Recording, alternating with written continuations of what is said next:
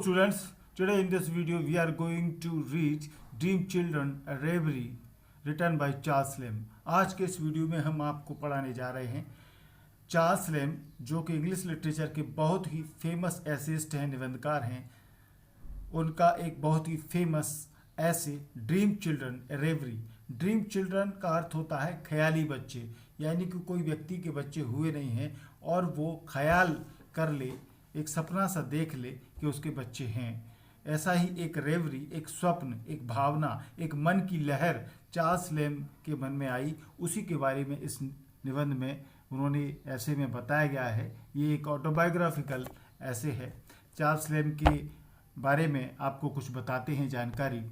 Charles lamb 1775 to 1834, इनका life span 1775 से 1834 तक रहा है। Is famous as the prince of English essayist. ये फेमस हैं अंग्रेजी के निबंधकारों में एक प्रिंस के रूप में इन्हें जाना जाता है, prince of English essayist. After studying for 7 years at Christ Hospital where he earned the friendship of Coleridge, Lamb obtained clerkship in South Sea House। 7 साल तक क्राइस्ट हॉस्पिटल में अध्ययन करने के बाद, जहाँ की उनकी दोस्ती एक बहुत ही फेमस एसेइस्ट रहे हैं कॉलरिज, उनसे दोस्ती हुई उनकी। लैम्ब ने साउथ सी हाउस में एक क्लर्कशिप की नौकरी भी पाई इसके बाद, but soon he left this job and joined the East India Company where he worked till his retirement। परंतु जल्द ही उन्होंने ये क्लर्कशिप का जॉब छोड़ दिया और ईस्ट इंडिया कंपनी में उन्होंने अपने जीवन पर्यंत काम किया। रिटायरमेंट तक वो इसमें काम करते रहे। Today Lamb is remembered for his excellent autobiographical essays. आज लैम्ब को उनकी ऑटोबायोग्राफिकल निबंधों के बारे में बहुत जाना जाता है, जो उन्होंने अपने जीवन के बारे में लिखे। Lamb was nearing 50 when he wrote this fine essay। जब लैम्ब ने ड्रीम चिल्ड्रन ए रेवरी अपना ये ऐसे लिखा, तब वो करीब 50 साल के होने वाले थे। It becomes clear specially from the last line that at the time the death of his Elder brother John lamb was fresh and heavy on his mind. ये बिल्कुल स्पष्ट है, खास तौर से जब हम इस ऐसे की लास्ट लाइन को पढ़ते हैं। उस समय उनके बड़े भाई जॉन लैम्ब की मृत्यु हो गई है, जो कि उनके दिमाग पर हावी है। इस समय उनकी मृत्यु का एहसास और बिल्कुल तरोताज़ा है। In his youth he had a disappointing love affair with a girl named Annie Simmons who afterwards married a man named Bartrum. जब वो जवान थे तो उनका एक लव अफेयर हुआ था, जिसमें कि उन्हें निराशा हाथ लगी। उस लड़की का नाम था एन सिमंस, जिसने कि बाद में एक धनी आदमी, अमीर आदमी जिसका नाम बार्ट्रम था, जिससे शादी कर ली थी, जिसका नाम इस ऐसे में भी बीच में आता है। Lamb was also influenced in his childhood by his grandmother Field, housekeeper of Blakesware House in Hertfordshire, where he sometimes spent his holidays. Lamb अपने बचपन में अपनी दादी से बहुत प्रभावित थे, जिनका नाम फील्ड था, जो कि वास्तव में एक बड़े से मकान की, जो कि ब्लैक्सपियर हाउस था, उसकी हाउसकीपर थी, केयर टेकर थी एक तरीके से, हर्टफोर्डशायर शहर में, जहाँ की वो अक्सर अपनी दादी के पास छुट्टियाँ बिताने के लिए जाया करते थे। उसका भी, दादी का भी इस निबंध में बहुत रोल है, आया है उनका नाम। He was a bachelor living with his sister Mary who was subject to the fits of madness. वो कुंवारे थे, अपनी बहन मैरी के साथ रहते थे, जिसको कि उनकी बहन को पागलपन के दौरे आते थे। वो पागलपन के दौरे से विवश थी उनकी बहन। All these stands of his life go to make the present essay so memorable. और इन्हीं सब बातों ने इस निबंध को आज इतना स्मरणीय बना दिया है कि लोग बहुत पढ़ते हैं इसको। Read the essay to know about his deepening loneliness in life. जब आप इस ऐसे को पढ़ें आप जानेंगे उनके जीवन की गहरे एकाकीपन के बारे में। He wanted family and children. वो चाहते थे कि उनका परिवार हो, उनके बच्चे हों, but they were denied to him in actual life. परंतु वास्तविक जीवन में उनके कोई इस तरह का फैमिली बच्चा नहीं था, अस्वीकार कर दिया था। चलिए स्टार्ट करते हैं इसके सबस्टेंस एंड एक्सट्रैक्ट एक्सप्लेनेशन। इस निबंध के जो भी इम्पोर्टेंट एक्सट्रैक्ट हैं, प्रोज एक्सट्रैक्ट, वो हम आपको अर्थ के रूप में एक्सप्लेनेशन करके बताएंगे और इसकी सब्सटेंस के बारे में बहुत कुछ आप जानने वाले हैं। 1 मिनट को भी ऐसे इस वीडियो को आप स्किप न करें। चलिए स्टार्ट करते हैं। One evening Alice and John, Lamb's dream children, in reality Lamb had no children, came to him to hear from him an account of their elders। एक समय, एक शाम की बात है, एलिस और जॉन, और वास्तव में एलिस और जॉन, यहाँ इनके नाम को आप अच्छे से जरा दिमाग में रख लें। ये वास्तव में चूंकि लैम्ब अविवाहित था, ये लैम्ब के कोई बच्चे नहीं थे, वो तो शादी नहीं हुई थी उसकी, उसके बच्चे नहीं थे, ये उसके ख्याली बच्चे हैं जिनके नाम एलिस और जॉन इसमें बताए गए हैं। वो अपने बड़ों का वर्णन सुनने के लिए उसके पास आए, अपने दादी माँ या बड़े जो भी थे उनके बारे में, चाचा वगैरह के बारे में जानने के लिए ये लैम्ब के पास आते हैं। ये पूरा ऐसे एक रेवरी के रूप में, एक स्वप्न के रूप में है। वास्तव में इसमें कुछ भी घटनाएं रियल नहीं हैं, क्योंकि ये बच्चे जो हैं वो ड्रीम चिल्ड्रन हैं, जैसा कि ऐसे का नाम है, टाइटल है, ख्याली बच्चे हैं। ख्याल आता है उसको कि ऐसे बच्चे हों।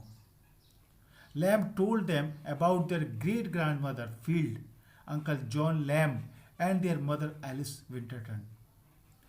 चार्ल्स लैम्ब ने अपनी परनानी जो थी फील्ड, जिनका नाम था, उनके बारे में, अंकल जॉन के बारे में तथा उनकी माँ एलिस विंटरटन के बारे में बताया उन बच्चों को।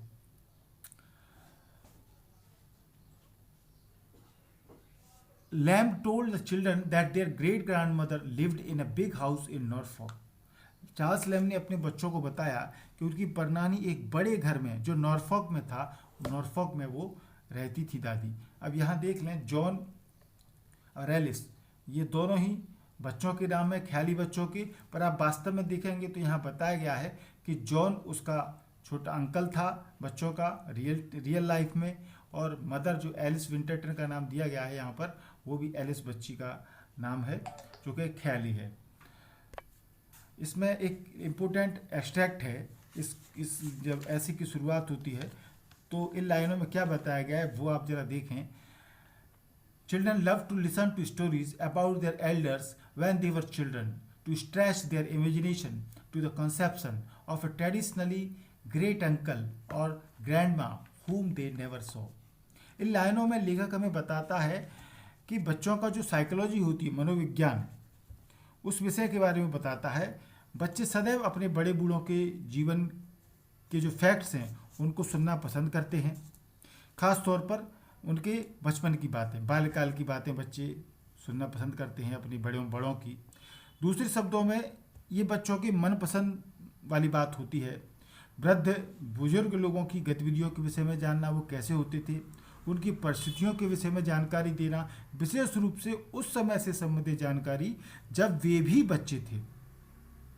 अपनी कल्पना शक्ति की सहायता से वो अपने नाना नानी, दादा दादी, बाबा की इंटेलिजेंसी, प्रतिभा अपने मन में जागृत करते हैं, जिसके विषय में वो प्रायः सुनते रहते हैं, परंतु जिसे उन्होंने देखा नहीं है। इसलिए बच्चे इस निबंध की शुरुआत में आते हैं अपने बड़ों की बातें सुनने के लिए।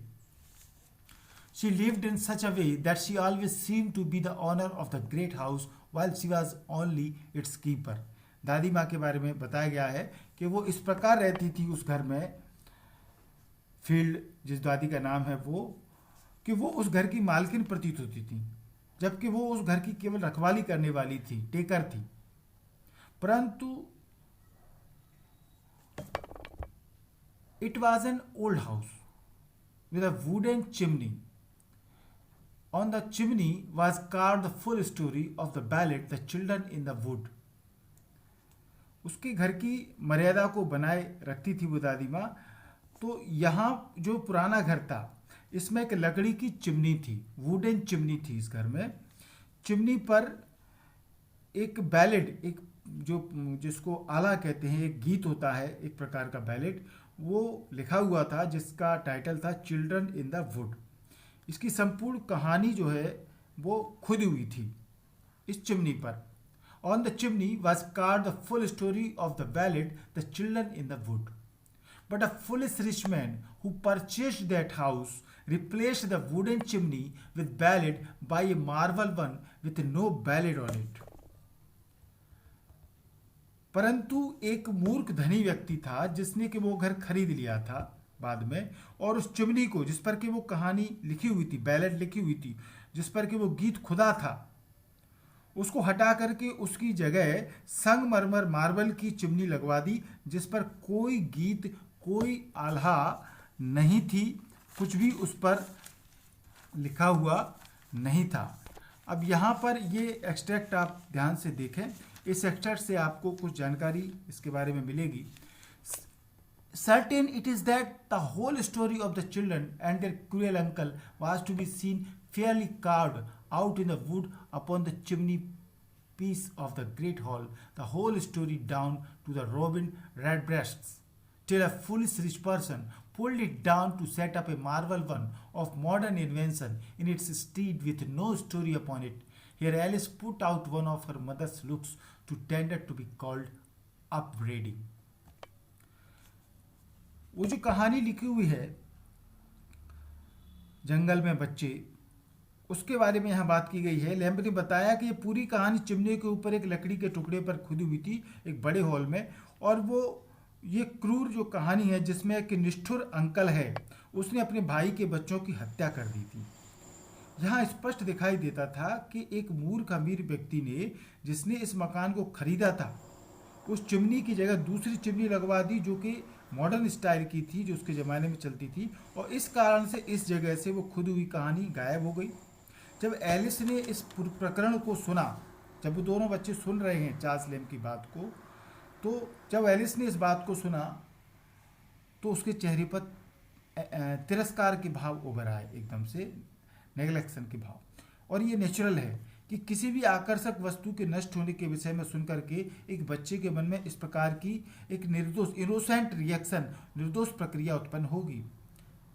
परंतु लैम्ब जो रीडर को पढ़ते उसके ऐसे को पढ़ते हैं पाठक, उनको ये विश्वास दिलाता है कि लड़की की दृष्टि में कठोरता नहीं थी, एलिस की निगाह में कठोरता नहीं थी, वो तो एक बच्चे द्वारा निर्दोषता में नाराज होना था। इसको देख करके लैम्ब को याद आया कि एलिस की माँ भी इसी प्रकार प्रेम से तिरस्कार के भाव को देखा करती थी। ये बात उसको याद आती है। फिर से हम लौटते हैं कहानी पर। Their great grand mother was a very religious. उनकी परदादी जो थी फील्ड, वो बहुत ही धार्मिक थी एंड पायस वुमेन, और पवित्र महिला थी। She knew all the palms by heart.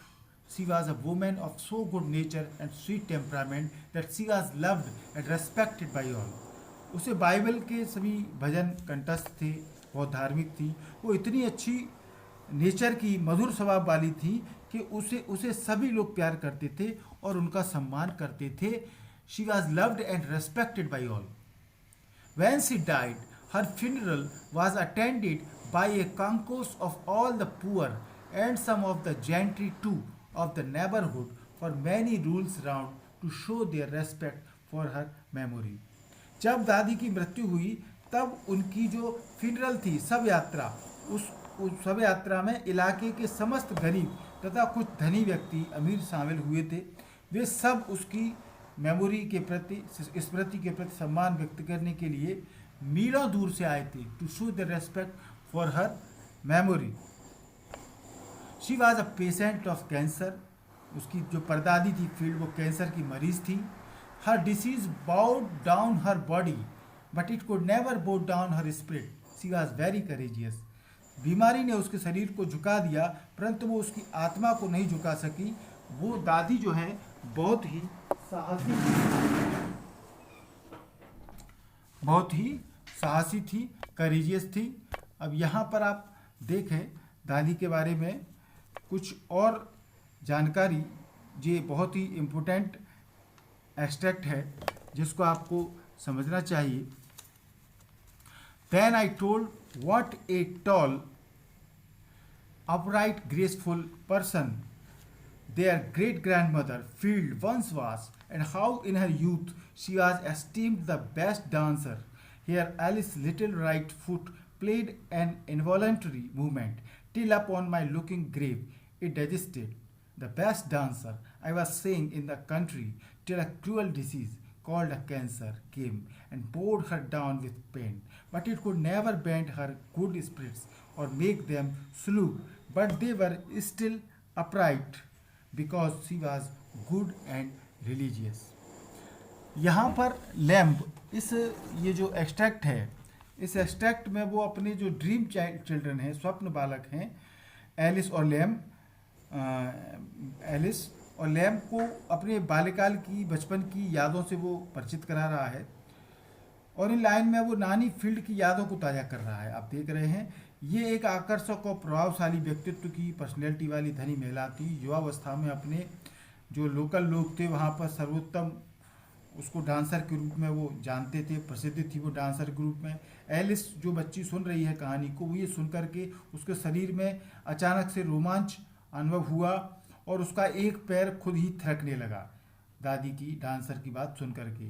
Lamb ने इस बात को देखा और उसे आंखों से घूर कर सख्ती से, स्ट्रिक्टली आंखों से ही मना किया कि वो डांस न करे, जिससे कि लड़की का पैर अचानक स्थिर हो गया।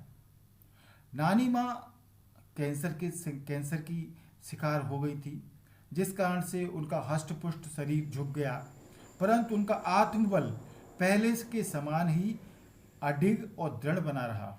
वो इस रोग के दर्द को दृढ़ता के साथ सह गई, क्योंकि वो एक धार्मिक प्रवृत्ति और पवित्र स्वभाव की महिला थी।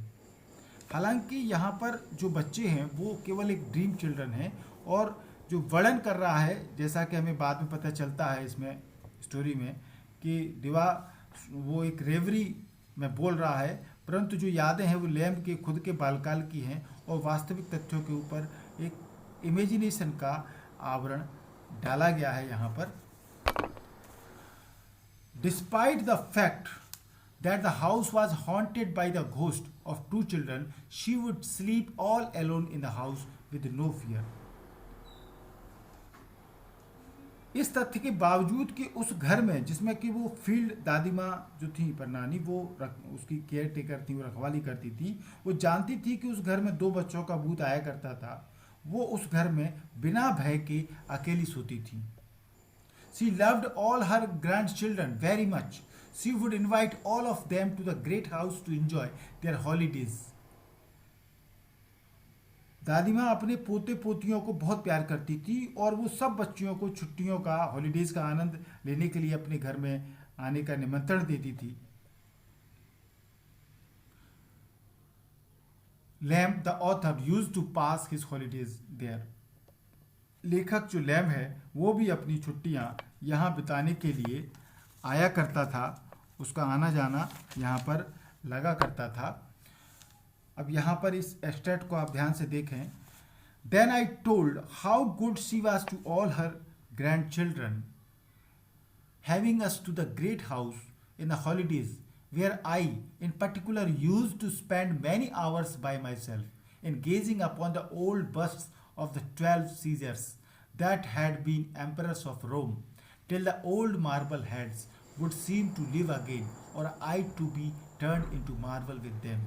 अब यहाँ पर आप देख सकते हैं कि अपने सपने में वो बच्चे एलिस और जॉन को जब लैम्ब कहानी सुनाने के बारे में बता रहा है, जो कि बहुत ही स्नेही स्वभाव वाली महिला थी और अपने पोते पोतियों के साथ वो बहुत ही अत्यंत मृद और कोमल व्यवहार करती थी। छुट्टियां मनाने के लिए नाना नानियों के घर, वो नॉर्कॉफ में जो घर था वहाँ आने का निमंत्रण देती थी और उस घर में अत्यंत सुंदर और आकर्षक साजो सामान था।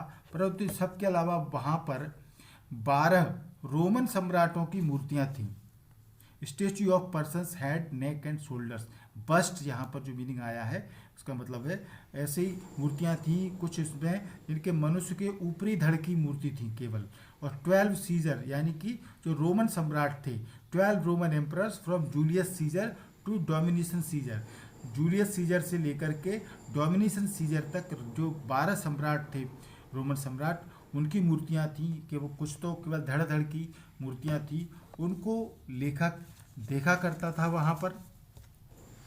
तो ये उस टाइम का एक्सट्रैक्ट है। He often wandered about the house for hours all alone.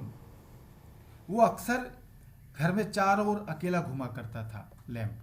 He would wander about the house for hours all alone. He would gaze upon the statues of Roman emperors there.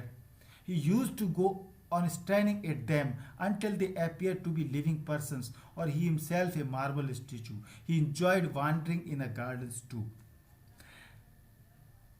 वहाँ अभी बताया जैसे मैंने आपको कि रोम के सम्राटों की मूर्तियों को लैम्प देखा करता था और वो उन्हें तब तक घूरता था जब तक कि वो जीती जागती नहीं प्रतीत होती थी, या ये मान के चले वह खुद को एक संगमरमर की मूर्ति महसूस नहीं करने लग जाता था, तब तक वो उनको लगातार दिखता था लैम्प। वो वहाँ के जो गार्डन्स थे वहाँ भी वो घूमा करता था। अब यहाँ पर आप इस एक्सट्रैक्ट को देखें,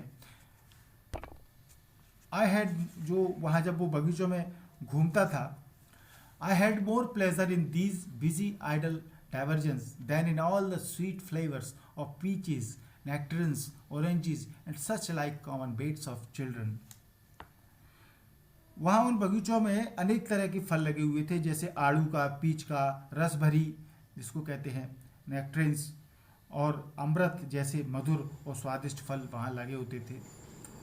उसने कभी भी उन फूलों को तोड़ने और चखने की कोशिश नहीं की लैम्प ने, क्योंकि यह उसके लिए निषेध था, क्योंकि उसकी नानी जो है पेट केयर टेकर थी, वो बगीचे को नुकसान पहुंचाना निषेध था। लैम्प को केवल सिर्फ वहाँ घूमने की और फलों और पेड़ों को देखने में ही आनंद आता था। इस बात में वो अपने जो हमउम्र अन्य लड़के जो होते थे उसके, उनसे वो अलग था। लैम्प पके हुए फल उसे आकर्षित नहीं करते थे जैसे बच्चों को करते हैं, जैसे कि सामान्य तौर पर वे करते हैं, फलों को देख करके मन ललचाता है, परंतु लैम्प के साथ ऐसा नहीं था। लैम्प वास्तव में अपने को बिल्कुल निष्क्रिय मनोरंजन में सक्रिय रखता था और फलों को तोड़ने व खाने की बजाय। Lamp actually kept himself busy in active recreations rather than plucking fruits and eating them. Charles Lamb then told his children about their uncle John Lamb. अब इसके बाद चार्ल्स लैम्ब ने आगे अपने अंकल जो ताऊ हैं उसके बड़े भाई जॉन लैम्ब के बारे में बताया। एक्चुअली में John was so brave, handsome, kind and considerate that all loved him very much. John इतना बहादुर, खूबसूरत, दयालु और विचारवान था, कंसिडरेट था, सोचता रहता था, that all loved him very much, कि सब उसको चाहते थे। Great grand mother field, who though had equal love for all the children, had a special affection for him. परनानी फील्ड जो थी, हालांकि वो सब बच्चों को समान रूप से प्यार करती थी, पर जॉन के लिए वो खासा प्रेम रखती थी, ज़्यादा प्रेम करती थी। He was a good horse rider, वो एक अच्छा घुड़सवार था। Charles Lamb remembers how when once he was a lame footed boy, kind and considerate John was, and how he carried him Charles on his neck for rules. उसको Charles lamb को एक कहानी याद आती है अपने भाई के लिए।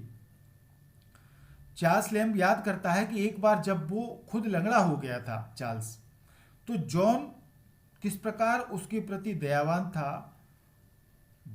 समदुखी था उसके साथ, और उसे अपनी पीठ पर बिठा करके किस प्रकार मीलों ले जाता था चार्ल्स को, उसका भाई।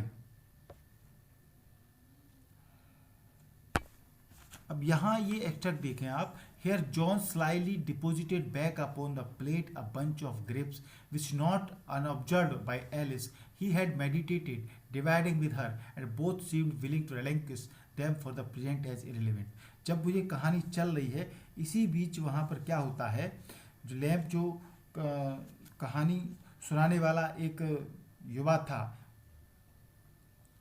उसके विषय में एक हास्यप्रद वर्णन वो करते हैं वहाँ पर, जो जॉन बच्चा और एलिस बैठी हुई हैं जॉन के बारे में, जो लैम्ब के बचपन की कहानी से अत्यंत प्रभावित हुआ। वो बच्चा जॉन जो कहानी सुन रहा है, जॉन ने वहाँ पर एक अंगूरों का गुच्छा तोड़ा था जो उसने सोचा था कि वो अपनी बहन से बांट करके खाएगा एलिस के साथ।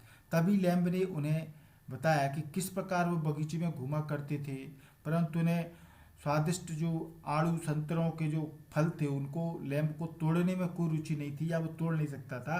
इस बात को सुनकर के जॉन पर असर पड़ा और चुपचाप वो अंगूर के गुच्छे को उसने रख दिया जो उसने लिया था। इस बात को सुनकर के कि लैम्ब को खाना पसंद नहीं था, तोड़ना पसंद नहीं था। अब यहाँ पर आप सोच सकते हैं बच्चों के स्वभाव का, साइकोलॉजी मनोविज्ञान का ये बिल्कुल सही चित्रण यहाँ पर किया गया है। बच्चे अपनों से बड़ों के व्यवहार से अत्यंत प्रभावित होते हैं। जब बड़े ऐसा नहीं करते थे तो हम कैसे करें। ये बात सुनकर के उसने अंगूर का गुच्छा रख दिया था। जॉन लैम्ब की कहानी से इतना प्रभावित हुआ कि उसने यही उचित समझा इस समय कि वो उस समय अंगूर को वापस रख दे। ये बीच में अचानक से कहानी सुनते सुनते ये एक्सेप्ट आता है। अब आगे कहानी को देखते हैं। Charles remembers with regret that quite to the contrary, when John himself was lame-footed, he could do nothing for him. After his premature death, Charles often missed his kindness and closeness and always wished him to be alive again. Charles पश्चाताप कर रहा है, यहाँ पर regret है उसे याद आता है कि इसके विपरीत, चूंकि जो उसके भाई ने तो लैम की मदद की थी। जब लैम लंगड़ा हो गया था तो उसका भाई उसको मीलों दूर ले जाता था अपनी पीठ पर बिठा करके, परंतु पश्चाताप लैम को इस बात का होता है कि जब जॉन लंगड़ा हो गया था, John himself was lame footed, John लंगड़ा हो गया था, तब वो उसके लिए इतना दयालु नहीं रहा। उसकी भाई की असामयिक मृत्यु के पश्चात चार्ल्स उसकी दयालुता और उसके दुख को याद करता है तथा उसके पुनः जीवित होने की सदा कामना करता है कि भाई उसका द्वारा से जीवित हो जाए। यहाँ पर इस एक्सट्रैक्ट को आप देखें। And how when he died, though he had not been dead on an hour, it seemed as if he had died a great while ago.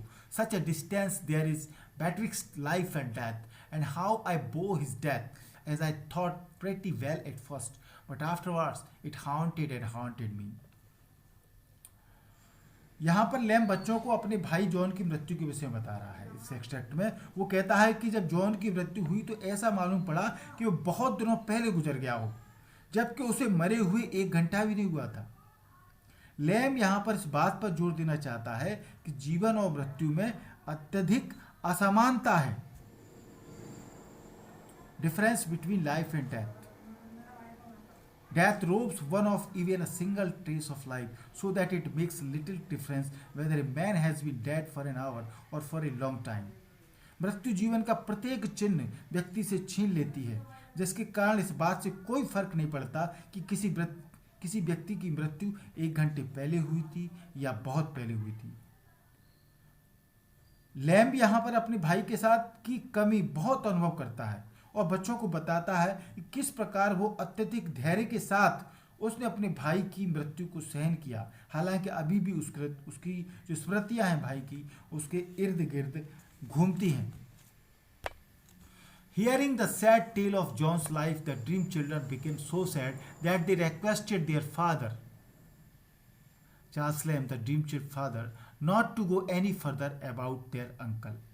John lamb के जीवन की दुख भरी कहानी सुनकर के जो काल्पनिक बच्चे हैं ड्रीम चिल्ड्रन इतने दुखी हो गए कि उन्होंने अपने पिता, जो कि वास्तव में काल्पनिक पिता है चार्ल्स लैम्ब, से उन्हें अपने अंकल जॉन के बारे में आगे कुछ न बताने की प्रार्थना की. Not to go any further about their uncle. They requested him to tell them something about their pretty dead mother. उन्होंने लैम्ब से, चार्ल्स लैम्ब से उनकी सुंदर मरी हुई माँ के बारे में कुछ बताने की प्रार्थना की, रिक्वेस्ट की. Then he told them how for 7 long years, in hope sometimes in despair, yet persisting ever, he courted the fair Alice W. and Alice, his daughter, resembled her mother very much. तब lamb ने उन बच्चों को बताया कि किस प्रकार 7 लंबे वर्षों तक, 7 साल तक, कभी आशा के साथ, कभी निराशा के साथ, परंतु लगातार निरंतर उसने सुंदर एलिस से प्रेम किया. एलिस, उसकी बेटी का चेहरा उसकी माँ से बहुत मिलता था. अब यहाँ पर आप ये एक्सट्रैक्ट को ध्यान से पढ़ें जो लैम्ब ने फील किया अपनी जवानी के बारे में, जब वो अपनी प्रेमपूर्ण बात को बताता है. Then I told how for 7 long years, in hope sometimes in despair, it persisting ever, I quoted the fair Alice W.N. and as much as children could understand, I explained to them what coyness and difficulty and denial meant in maidens. When suddenly turning to Alice, the soul of the first Alice looked out at her eyes with such a reality of representment that I became in doubt which of them stood there before me or whose that bright hair was. Lamb ने के मुंह से अपने बड़े भाई की जब कई स्मृतियां, दुखद स्मृतियां सुनने के बाद बच्चे रोने लगे। उन्होंने निवेदन किया कि उनकी माँ के बारे में कुछ बताओ। तो लैम्ब ने बताया कि किस प्रकार 7 साल तक उसने अपनी प्रेमिका के प्रति प्रेम जतलाया, उससे विवाह के लिए रिक्वेस्ट की 7 साल तक, और कभी कभी वो इतना उत्साहित हो जाता था कि अपनी प्रेमिका के उत्तर से, और कभी कभी अत्यंत निराश हो जाता था उसके उत्तर से। उसने बच्चों को समझाने की कोशिश की कि जो कुंवारी लड़कियां होती हैं, कुंवारी कन्याएं, उनके लिए ये एक गुण होता था, जरूरी गुण था कि वो लज्जा और प्रेमी के प्रति लापरवाह दिखें। वो शो ना करें अपने प्रेमी को कि वो उसको बहुत ज़्यादा प्यार करती हैं, लापरवाह दिखें, क्योंकि अगर वे प्रेमी के इस जो प्रेम का जो निवेदन होता है, लव का रिक्वेस्ट, उसको एकदम से यदि वो स्वीकार कर लेती तो उसको बेशर्मी माना जाता था, एकदम से नहीं स्वीकार कर सकते थे।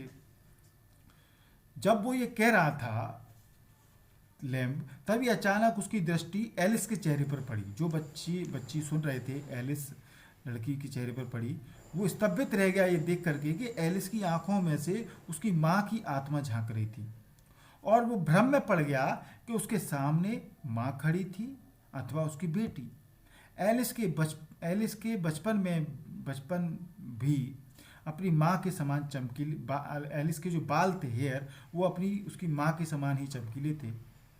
लैम्ब पहली बार अपनी प्रेमिका एलिस से तब मिला था, तब एक वो बच्ची थी। यहाँ पर ये बताना आपके लिए जरूरी है। As Lamb stared at her face, the children gradually grew fainter to his view.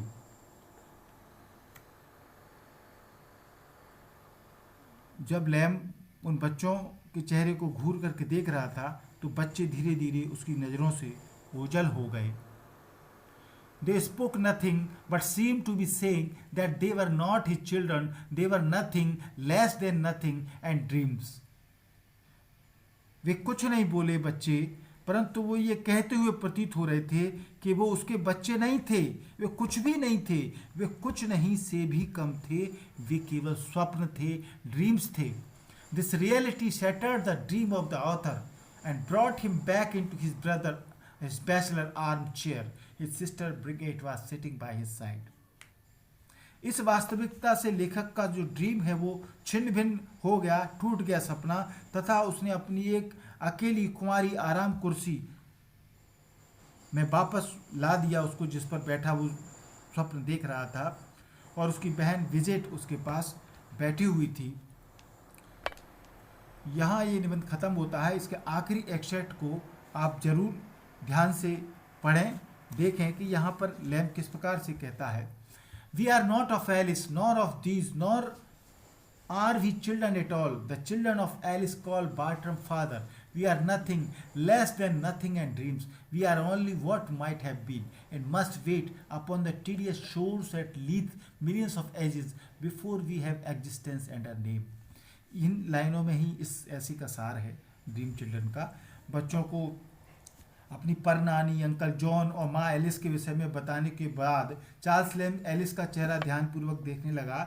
Dream children उसे अब फेंट, अस्पष्ट दिखाई देने लगे, धुंधले दिखाई देने लगे। हालांकि वे कुछ कह नहीं रहे थे, परंतु उसे ऐसा प्रतीत हो रहा था कि मानो वे कह रहे हों कि हम एलिस और लेखक के बच्चे नहीं हैं। वे इतना तक कहते प्रतीत हो रहे थे कि हम बच्चे हैं ही नहीं। फिर उन्होंने लैम्ब के सामने अपने जीवन की कड़वी वास्तविकता प्रस्तुत की, नहीं बल्कि जो बार्टम था, जिसे एलिस के बच्चे पिता कहकर संबोधित करते होंगे। हालांकि बच्चे जो अगर होंगे भी दुनिया में, तो बार्टम था जिससे एलिस की शादी हुई थी, उसको वो पिता कहते होंगे। लैम्ब ने 7 साल एलिस को रिक्वेस्ट की थी कि वो उससे विवाह कर ले, परंतु वो सफल नहीं हुआ। उसने लंदन के एक बड़े साहूकार जिसका नाम था बार्टम, उससे शादी कर ली थी एलिस ने। बच्चों ने फिर कहा कि वास्तव में वे कुछ नहीं थे, कुछ से भी कम थे, अपने खुद की दृष्टि में वे स्वप्न मात्र थे, एक रेवरी थे। उन्होंने कहा बच्चों ने कि वे सिर्फ वह थे जो वे हो सकते थे, अर्थात अगर लैम्ब एलिस से विवाह करने में सफल होता तो वे उसके बच्चे होते। उन्होंने लैम्ब को इस तथ्य फैक्ट से भी परिचित कराया कि उन्हें लेथ नदी को क्या, लेथ नदी द रिवर ऑफ फॉरगेटफुलनेस, एक भूलने की नदी है सॉरी, ग्रीक माइथोलॉजी में इसका वर्णन आता है लेथ नदी का। तो बच्चे बताते हैं कि उन्हें बच्चों को लेथ नदी के दुखदाई तट पर खड़े होकर के सदियों प्रतीक्षा करनी पड़ेगी, उसके बाद ही उन्हें अस्तित्व नाम प्राप्त होगा। दूसरे शब्दों में कहें तो उन्हें मानवीय जन्म और अस्तित्व की संपूर्ण प्रक्रिया से गुजरना पड़ेगा। जैसे कहते हैं ना, प्रेमी प्रेमिका के 7 जन्मों का बंधन, इस जन्म में नहीं मिले तो अगले जन्म में मिलेंगे, परंतु अगले जन्म में मिलने के लिए कई नदियों के पार कुछ जीवन प्रक्रिया है उसको पूरा करना पड़ेगा। तो ऐसा कुछ कहते हुए ये लाइन है इंपोर्टेंट, बहुत एक्सट्रैक्ट है। थैंक यू पूरा वीडियो देखने के लिए। MP इंग्लिश क्लासेस को आपने सब्सक्राइब नहीं किया है तो सब्सक्राइब जरूर करें। सब्सक्राइब करना सरल है, लाल कलर से सब्सक्राइब लिखा हुआ दिख रहा होगा, उसको आप टच करेंगे, व्हाइट कलर बदल जाएगा, चैनल सब्सक्राइब हो जाएगा। बेल आइकन को जरूर दबाएं जिससे आने वाला वीडियो तुरंत आपको मिल जाए। जल्दी ही हम आपको आगे के और लेसन्स के वीडियो लाने वाले हैं। आप हमारी प्लेलिस्ट में grammar related, writing skill related video देख सकते हैं। वीडियो अच्छा लगा हो तो लाइक और शेयर करें, कोई प्रॉब्लम हो तो हमें कमेंट करके जरूर बताएं। Thank you.